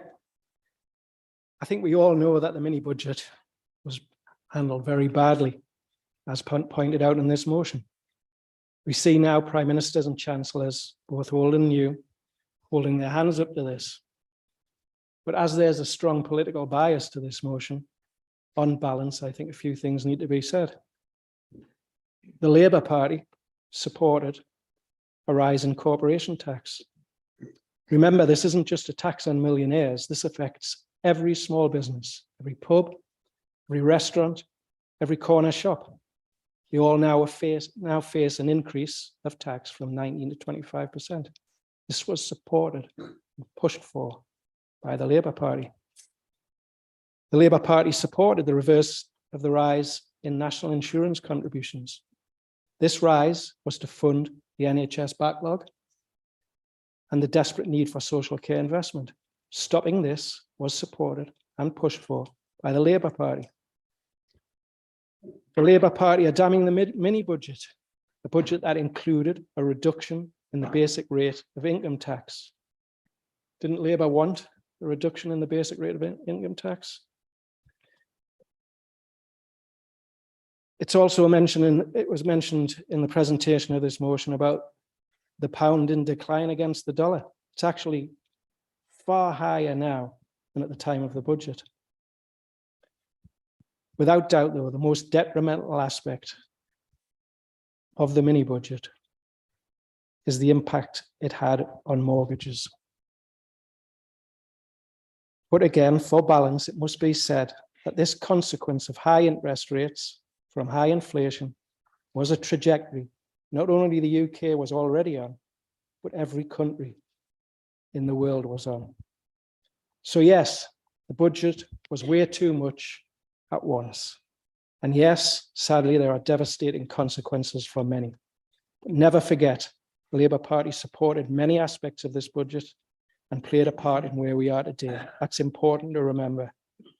But all that said, as I said, that's about how we got where we are today. I think the new Chancellor has called the upcoming autumn budget as a time for making eye-watering, difficult decisions. This is in relation to particularly benefits and the public sector. Everyone in this chamber knows the damage cuts or a funding standstill could bring. And on that basis, of course, I will support the resolutions of this motion today. Thank you, Madam Mayor. Thank you, Councillor Thompson. Councillor Lees. Thank you, Madam Mayor. I'm appalled. We are talking about starving children. We are talking about people losing their homes, people who are working who can't feed their families. And you started to bring in politics. I really don't think this is a political thing when we're talking about starvation. Madam Mayor, I just wish people would look at what's happening in this country. It's never been acknowledged by this government that people are hungry. Even the food banks are now finding it hard to get supplies because people can no longer afford to give. Thank you. Thank you, Councillor Leask. Councillor Robertson. Thank you, Madam Mayor. I was going to say a few things, but what's been said at different sides of the chamber, I just think the good and the bad of the motion, the hypocrisy of at least 40 Labour councillors sitting, eating and drinking free food in here less than a week ago doesn't really make it as though it's genuine, this motion. You know what? Free food and drink when people are struggling in the borough is totally out of order. Thank you. At the taxpayers' expense. Thank you for that, Councillor Robertson. Councillor Francis. Thank you, Madam Mayor. Yeah, I'll probably make no friends tonight, but that's not new. Just to pick up on a couple of points that have been made. Councillor Leask's comments, and with respect, because it's not directed at you, it's more the intention of what was said. The idea that no politics in the council chamber is a bit like no fighting in the war room to me. There's no getting away from politics here. That's what we're here for. And what we've seen in the last month or so is what happens in politics when ideology meets reality. And you have to look at who benefits and you have to look at who pays the price when that happens. And often the people that are making the decisions are insulated from the effects of those decisions, whereas other people are very much hit by those decisions and at the sharp end of it. In terms of the pound being at a higher rate now than it was then, with respect to Councillor Thompson, I think it's fair to say that probably the fact that the government of the day U-turned on everything and there's been a subsequent change of Prime Minister and a change of Chancellor might have something to do with that, aside from the fact that the markets fluctuate all the time. In terms of mortgages, people that can afford a mortgage are the lucky ones. There's thousands of people in this borough that will never be able to dream of owning their own home. And those are the people that will be trying to choose between heating and eating this year. I know people with mortgages are also suffering and in some cases will be terrified about losing their homes, but people that are in a position to get on the housing ladder in the first place have a huge advantage over many, many people in this borough. And in terms of the fact that this is a global situation, yeah, I mean, we all remember what happened in the global financial crash. And at the time, there were people in this country who tried to say that that was the doing of the government of this country. And it wasn't, because it was a global financial crash. The clue was in the title. And so you can't say that that global financial crash was responsibility of the government of the day in 2008. And at the same time today, claim that an event literally caused by the government of the day that they U-turned on and then, you know, resigned from their posts because of, was to do with global factors. To turn my attention in the other direction, I agree with everything in here pretty much. The only thing I would be picky and have a go at is when we're talking about sustainable long-term economic growth and building an inclusive economy being essential. It's worth pointing out that an inclusive economy is one that doesn't just generate money. GDP is not the biggest measure of a successful economy or a successful society or a successful world. And it's also worth pointing out that you can't have unlimited growth. You can't have infinite growth on a planet with finite resources. And that needs to be said. To use the phrase, there is no planet B. We can't always be growth, growth, growth, growth, growth. There are side effects to that which actually would be catastrophic. But I support the resolutions and I'm happy to support the motion tonight. Thank you, Councillor Francis. Councillor Dixon, do you wish to oh, sorry, Councillor Foster, I didn't see your hand up. Sorry. Thank you, Madam Mayor. As a Conservative, I think it'd be fair to say the mini budget on public record was a disaster. The majority of Conservatives believe that, and that's probably why we had the shortest serving Prime Minister in history. The bottom line is there was mistakes made. She hit too hard, too fast. But I now believe we've got a Prime Minister who is not only financially competent, he's a man of integrity, and he is a man of compassion. Obviously, this motion was wrote at the heat of when things weren't right within the Conservative Party and the government, but I believe because of the actions since, some of them have been resolved. I find this the point during the, I've made my point about the Conservative government, but just to challenge something, it's been mentioned that, the Labour group or the council in particular took care of its residents during the pandemic. Yet I believe there was over £1 million of unspent money allocated in the form of grants during the pandemic, to be used during the pandemic, to be used for the pandemic, that haven't been spent. So let's get things right. The Conservative government got it wrong, we've put it right. And I was just curious to know about this £1 million and what it's intended to be spent on now. Thank you, Madam Mayor. Thank you, Councillor Foster. Councillor Dixon, would you like to respond to the report? Do you want to? Sorry, Councillor. Well, I just wanted to ask, Councillor Foster, if that's an allegation that there's £1 million unallocated, which should be allocated, and that somehow it's disappeared. Is that what you're saying? I'm not saying it disappeared at all. It's a query that I brought up at a meeting, and that was the figure that was presented to me. Thank you, Madam Mayor. Right, thank you, Councillor Foster. Can you switch your microphone off, please? Thank you. Councillor Dixon, do you wish to reply to the debate? Yes, yeah, thank you very much, Madam Mayor. I've just listened to the comments from our colleagues, and I would just like to make a point of stating there's a couple of statements there. Too much at once. It shouldn't have been too much at once. It shouldn't have been any of it considered. And too hard, too fast. It's hitting too hard, too fast. It shouldn't have hit at all. As far as I'm concerned, Madam Mayor, this motion was put to council for the benefit of residents in our communities, to get this message to government that we should not be penalised in any way, and our residents should be well looked after, Madam Mayor. Thank you, Councillor Dixon. You don't have a right to reply. I'm sorry, Councillor Thompson. Is the motion agreed? Thank you, colleagues. The motion is agreed. Motion 4 has been submitted by Councillors Herbert, Guy, Bjorn, Stonehouse, Francis and Bristow. Councillor, sorry. Who was Herbert? Sorry. Councillor Herbert, you're presenting the motion. Thank you, Sorry. Madam Mayor. This is a motion in support of proportional representation in UK elections. I would ask the council to note that first past the post originated when landowners, aristocrats dominated Parliament, and voting was restricted to property owning men only. In Europe, only the UK and Belarus continue with this system.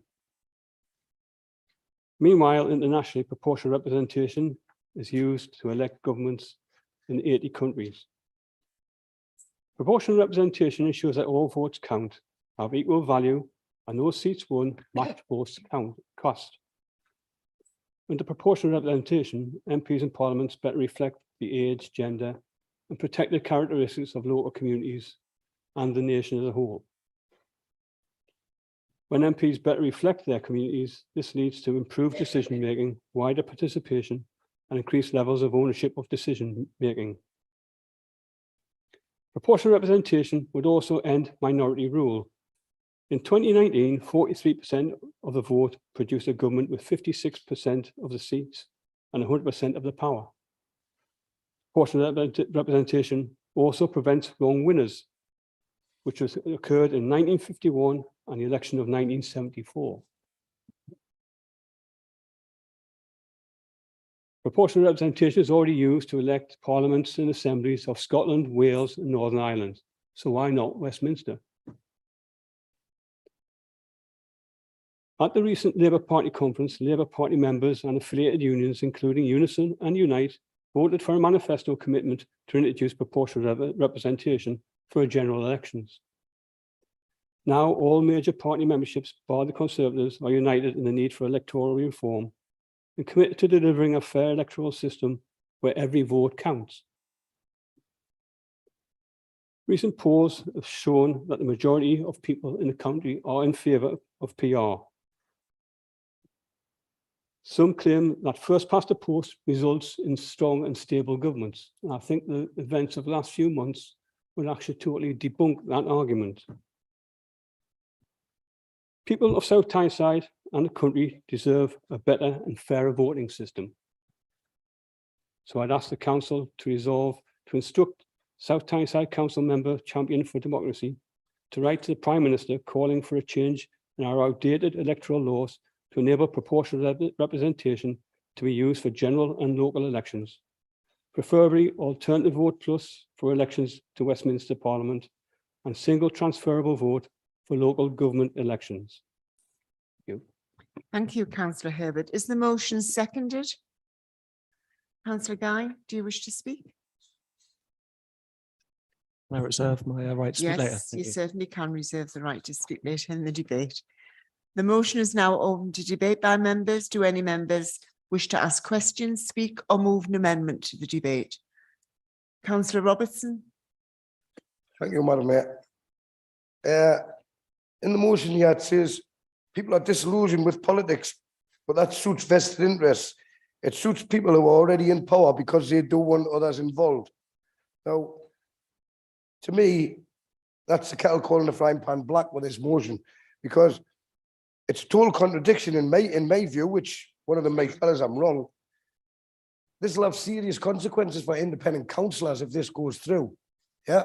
Now, the Green Party are literally a party. The independents are a group. Yeah. So it's totally selfish to want to do it so that it's going to seriously affect others. But in the motion, it's saying people are disillusioned with politics. That suits vested interests. It suits people already in power because they don't want others involved. The Green Party is doing exactly the same to the independents with this motion. Thank you. Thank you, Councillor Robertson. Does any other member wish to speak? Councillor Thompson. Thank you, Madam Mayor.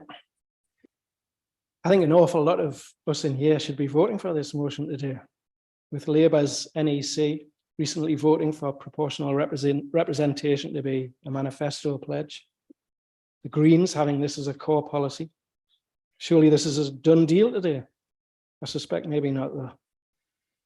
In my view, certainly for general elections, I believe a form of proportional representation will emerge in the near future. This will bring significant and needed change to Westminster, providing more meaningful representation and ultimately more representative policy and legislation. Locally, as Councillor Robertson touched on, things are a little more nuanced. And whilst there's a worry about the footprint that covers the candidates who are standing, the amount of candidates that would be allowed and specified, there's a lot to talk about there. But overall, I will support this motion today. Thank you, Madam Mayor. Thank you, Councillor Thompson. Councillor Huntley. Thanks, Madam Mayor. I was the general thing of delegate at this year's conference, so I can speak for the fact that I was in that room when I voted here. The electoral reform motion, concept motion 8, calls on the Labour Party to commit to introducing PR for general elections in the next manifesto, but not the local elections. That was not discussed. The motion only states the general election, and that is what we voted on. Local elections were not part of that conflict motion. The paragraph in tonight's motion states all major party membership or the Conservatives are united on the need for electoral reform. This is incorrect. The delegates at the conference are the only ones who voted, not the full party membership. The carry the motion, and this will go forward to the Labour Party National Policy Forum, and they will consider what will be included in the manifesto for the next general election. There was also many discussions outside the conference call with many members who couldn't vote, and there was a lot of different votes and opinions on what was actually agreed on in that board. I don't think PR is always best for the electorate, especially if you are an independent, because actually your local preference might not be covered. I think local links with our voter are what should be the most important. The motion shouldn't even be here. This is a green policy, it's not a local policy. It shouldn't even be discussed here.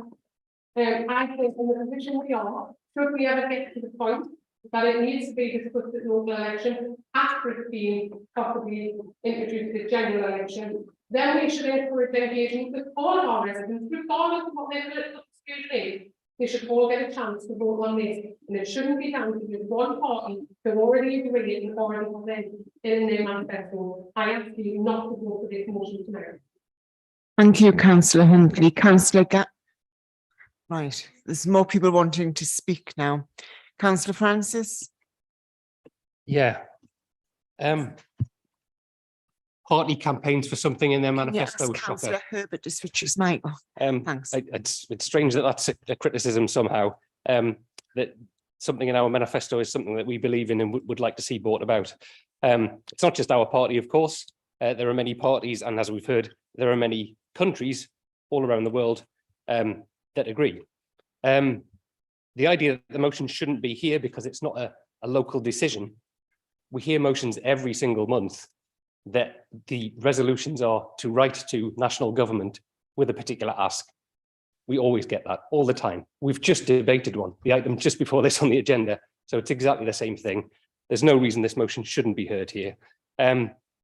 We've, you know, the idea that the current system is the correct one, when historically it's only been a handful of people in the grander context who live in what happens to be a marginal constituency that really dictate what happens. Because historically there has been such a thing as safe seats. We recognise that's not quite the same thing anymore. But the idea that it shouldn't be debated here is, I think, easily debunked. And I know Councillor Herbert has some statistics that will address the concerns that the independents might have, because the independents have done very well out of this in Scotland. I believe better than the Greens, but Councillor Herbert will be able to tell you the details of that. So I don't think that the concerns that the independents have are necessarily borne out by the results when this is done elsewhere. So hopefully there's some reassurance coming on that. Thank you. Thank you, Councillor Francis. Councillor Foster. Yes, thank you, Madam Mayor. Proportional representation, there's some good points. First past the post, there's some good points. I just happen to think first past the post works. I think the reason is, and it was touched upon there, I want to have a strong link to who I vote to be my MP, regardless whether Labour, Conservative, Green or whoever. I want that strong link to continue. And I believe the people who elected me want that strong link with me. They don't want somebody who's then brought in or part of a group.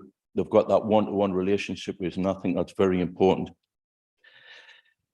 I think coalitions as well. Yes, they're going to say with a Conservative government, if it's a Conservative government, they're going to be criticised. But I honestly think a strong government with a mandate is better than a coalition, where really coalitions don't have a great track record. I understand there's a good history in Italy where uncertainty has led to them being dissolved. I believe recently in Germany, it took over 3 months for a government to be formed. And if I read right, it took in Belgium 653 days without a government or prime minister until the gentleman took over and there was a four-way coalition.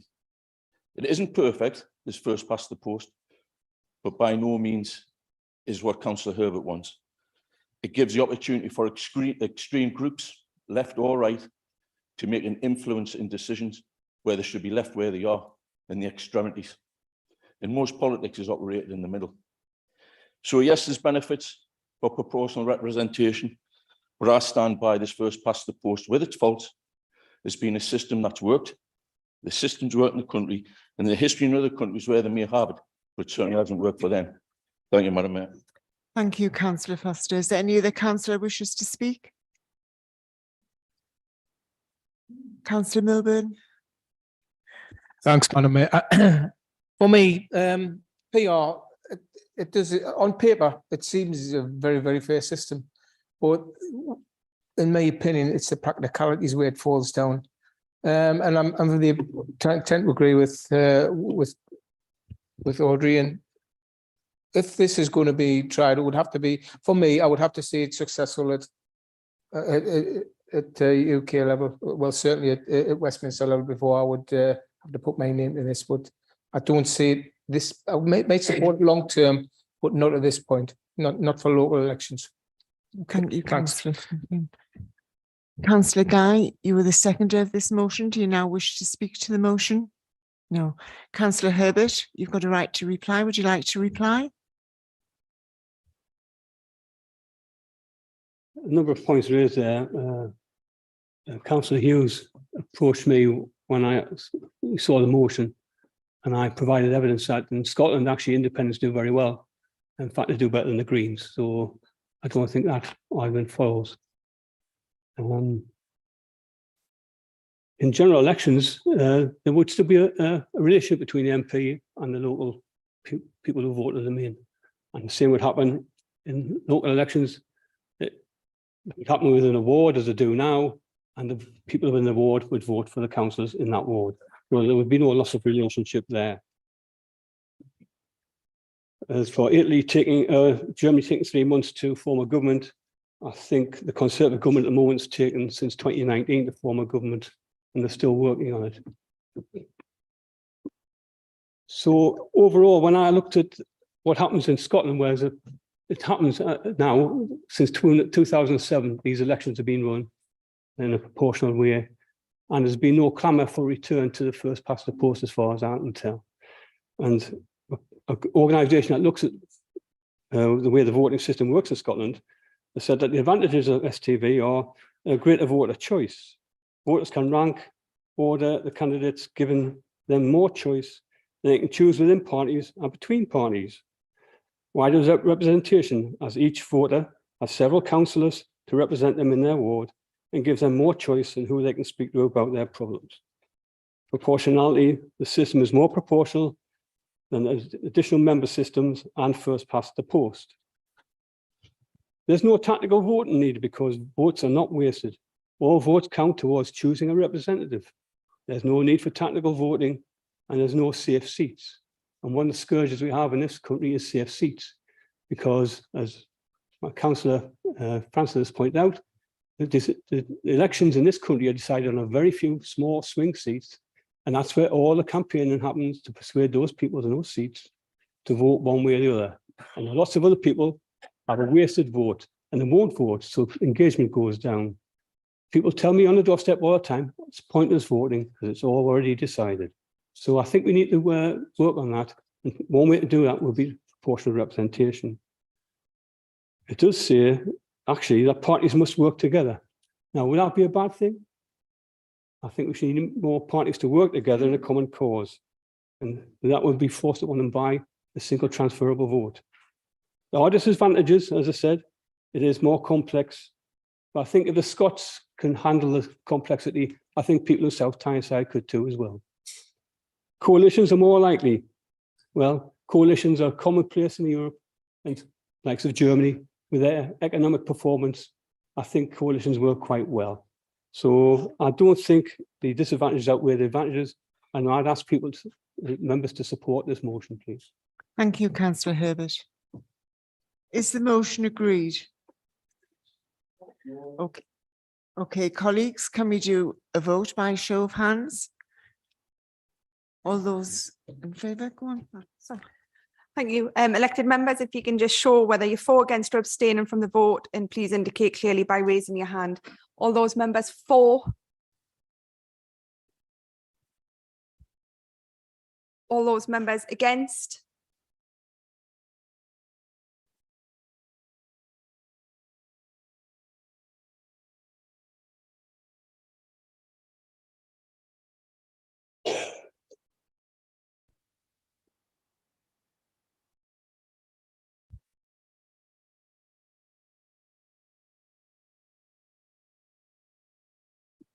Any members abstaining?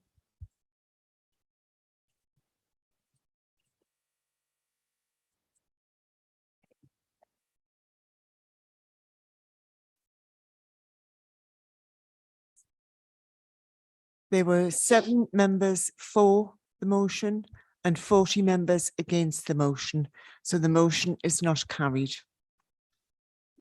Colleagues, that concludes the business this evening of the Borough Council.